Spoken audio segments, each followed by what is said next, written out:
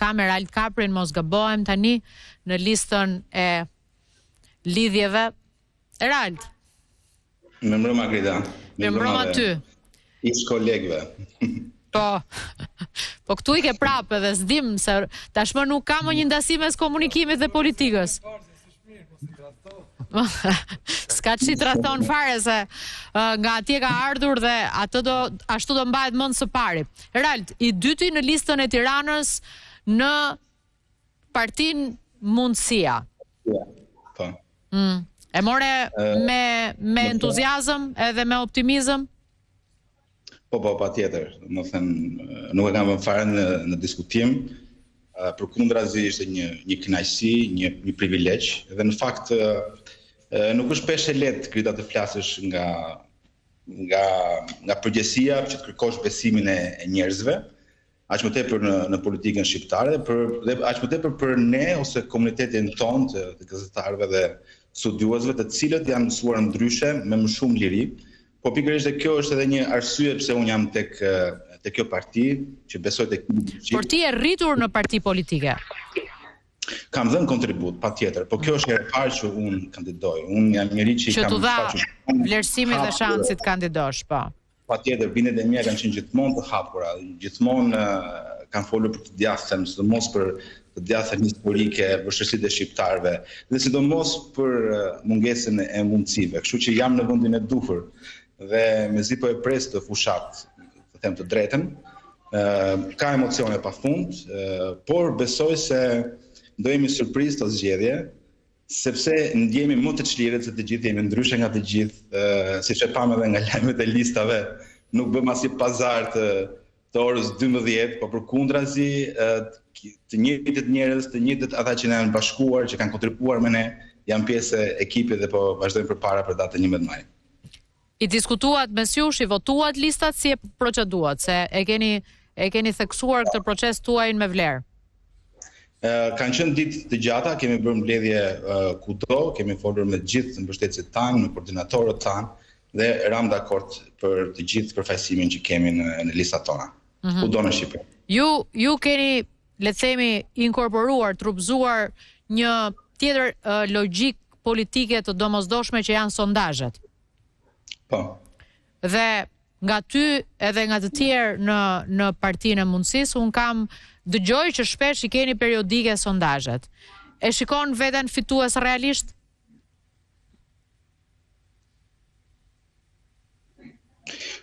Grida. Kërkoj ndjesë se nuk dëgjova mirë. Po, ne sot besojmë që jemi partia e tretë politike në vend. Bëjmë sondazhe të shpeshta, madje edhe shumë për sondazheve të tjera paralele që bëhen, veçanërisht leadershipin tonë nxjerrin një ndër njerëzit më të besuar, kryetarin tonë Agron Shehaj.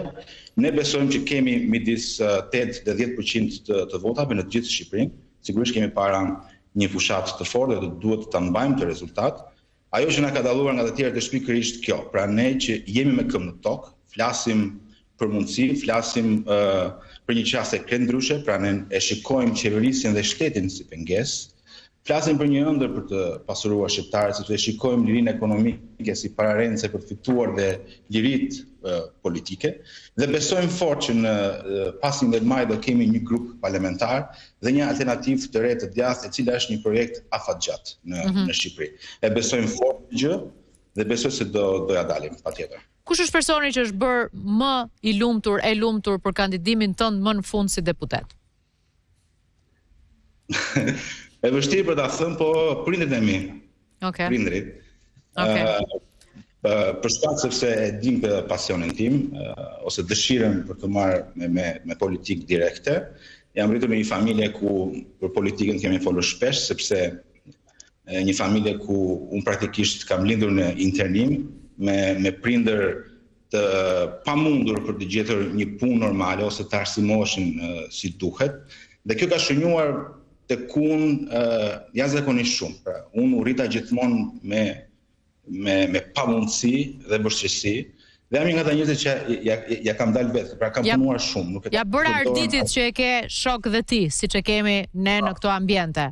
Më thuaj 2 fjalë për arsimimin tënd përtej këtyre kushtëzimeve të pamundësive që vinë nga shumë familje shqiptare, si ja ke arritur ti dhe ta mbyll me këtë me ty? Po me shumë vërtetësi Grida. Për shembull, mbaj mend që prindërit e mi kanë shitur të vetmen pasuri që kishin, një apartament të vogël në Pogradec, dhe erdhëm në Tiranë për të shkolluar unë dhe vllai im, për të bërë gjimnazion në universitetin. Kam përfunduar studimet për gazetari në Universitetin e Tiranës, sot jap mësim aty si pedagog. Kam fituar një bursë nga Shteti Britanik ku studiova për media komunikim në Westminster në Londër, me pasione të shumta ku kohën e lirë kaloja nëpër arkiva, sepse profesioni im i dytë është ai i historianit, dhe nuk kam lënë asnjë orë bosh dhe kam disa laptope plot me dokumenta me qindra mira faqe, që shpresoj të bëj edhe libra të tjerë midis dy librave që kam botuar, dhe kam punuar fort. Kam parë domethënë i kam besuar vetes, kam bërë shumë pak pushim Grida gjithmonë, më jam njëri që i besoj shumë punës. Madje tani që po shikoja panelin, sepse është Berti në panel. Bertin e kam pasur redaktorin e parë tek Panorama, ku isha rishtas 22 vjeçar, herë më pedagog dhe më pas redaktor. Dhe Berti është dëshmitar që në një vit e gjysmë që unë punova te Panorama, nuk bëra as ditë pushim. S'ka bërë as ditë pushim. Është e vërtetë, thot Berti.